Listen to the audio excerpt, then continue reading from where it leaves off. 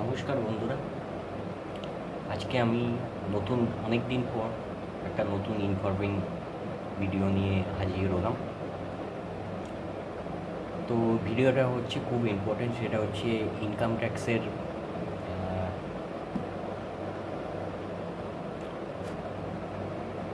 ট্যাক্সের ভিডিও। আপনারা ভালো মতো জানেন 2025-26-এ নতুন বাজেট নির্মলা সীতারামন, আমাদের কেন্দ্রীয় অর্থমন্ত্রী নির্মলা সীতারামন 2025 বাজেটে নতুন ইনকাম ট্যাক্স স্ল্যাবের একটা আপডেট করেছেন, যেটা আমাদের 7 লাখ টাকা অবধি ট্যাক্স বেনিফিট ছিল, সেটা এখন 12 লাখ টাকা হয়েছে। তো সেটা নিয়ে আমি আজকে ভিডিও বানাবো। অনেকেই জানেন না যে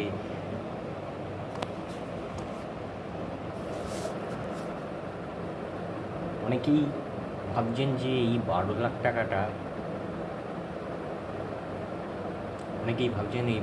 টাকাটা কি আমি এই ইয়ারে কি আমি এর বেনিফিট পাবো? অর্থাৎ এই ইয়ার মানে হচ্ছে, আমি বলতে চাইছি এখন যে ফিনান্সিয়াল ইয়ার চলছে 25-26-এ, সেটাতে কি আমি বেনিফিট পাবো? আমি বলবো না।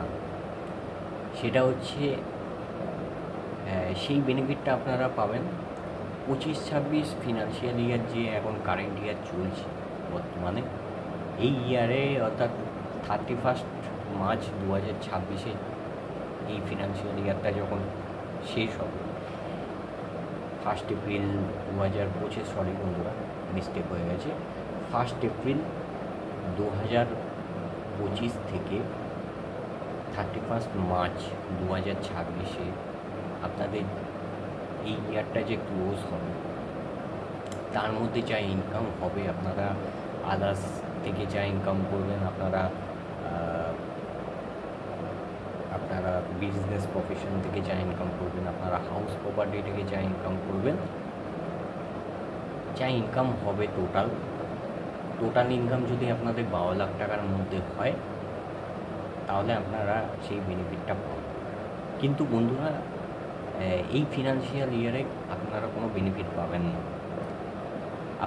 আপনাদের যে 7 লাখ টাকা নিউ ট্যাক্স, আমি ওল্ড ট্যাক্স রিজিমের কথা এখন বলছি না, আমি নিউ ট্যাক্স রিজিমের কথা আমি বলছি। নিউ ট্যাক্স রিজিমে আপনারা যে 7 লাখ টাকা অবধি বেনিফিট আছেন, ওটাই আপনারা পাবেন।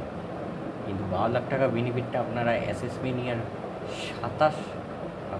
26-27-এ আপনারা এই বেনিফিটটা পাবেন।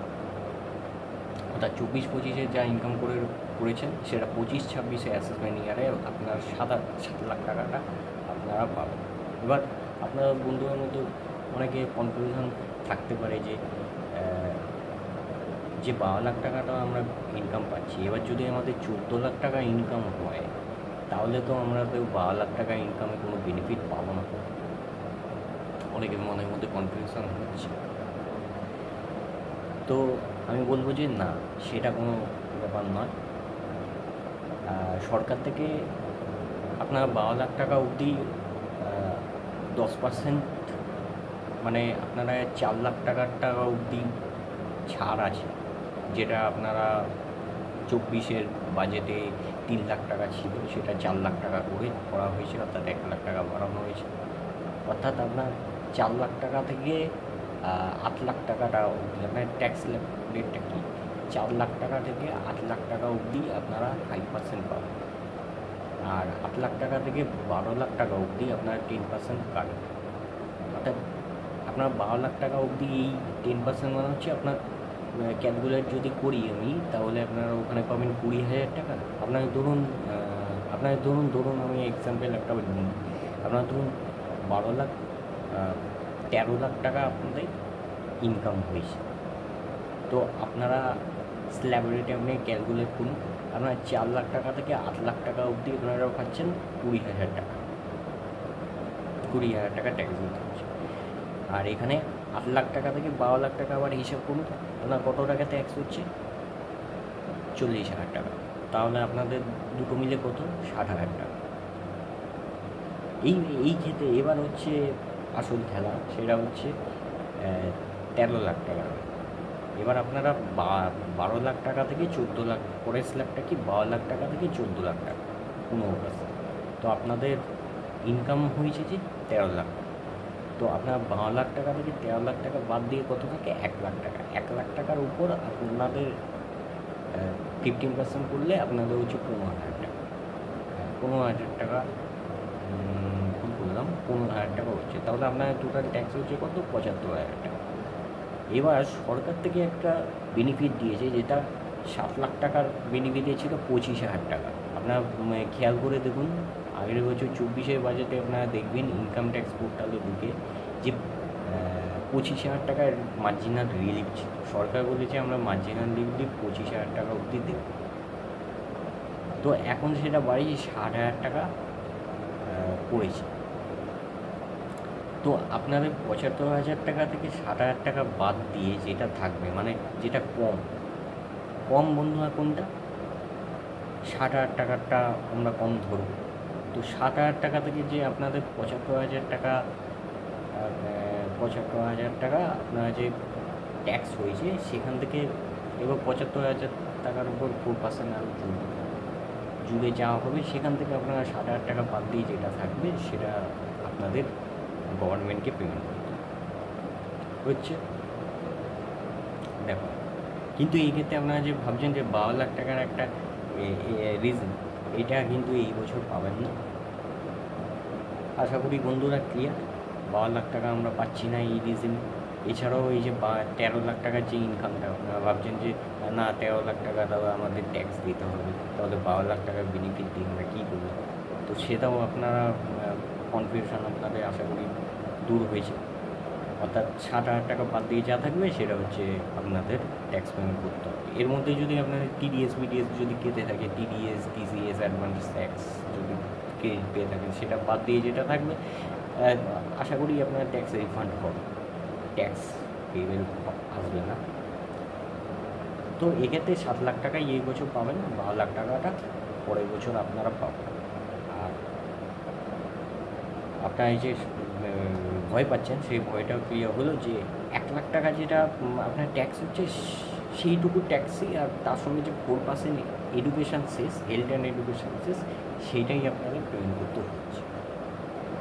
এবার বলি যে এই 12 লাখ টাকাটা কি, এই ট্যাক্স নিউ ট্যাক্স রিজনটাই কি আমরা কি মানে কারা এর বেনিফিট? এক হচ্ছে যারা হাউস প্রপার্টি থেকে ইনকাম করছে তারা বেনিফিট পাবে, যারা রেন্টাল ইনকাম করছে অর্থাৎ রেন্ট ভাড়া দিচ্ছে তারা এর বেনিফিট পাবে। যারা ধরুন বিজনেস প্রফেশন থেকে ইনকাম করছে তারা এর বেনিফিট পাবে। যারা ধরুন ছোটোখাটো বিজনেস, ছোটোখাটো দোকানপাট চালায় তারা এর বেনিফিট পাবে। স্যালারি, পেনশনার, এইচওএফ, এরা এর বেনিফিট পাবে। এছাড়া কারা এর বেনিফিট পাবে না? যারা private limited company, director company, বা যাদের 1 কোটি টাকা উপর বিল এসছে, যাদের কোটি টাকার বিল হয়েছে, তাদের অডিট পারপাসের ক্ষেত্রে এই বেনিফিট পাবে না।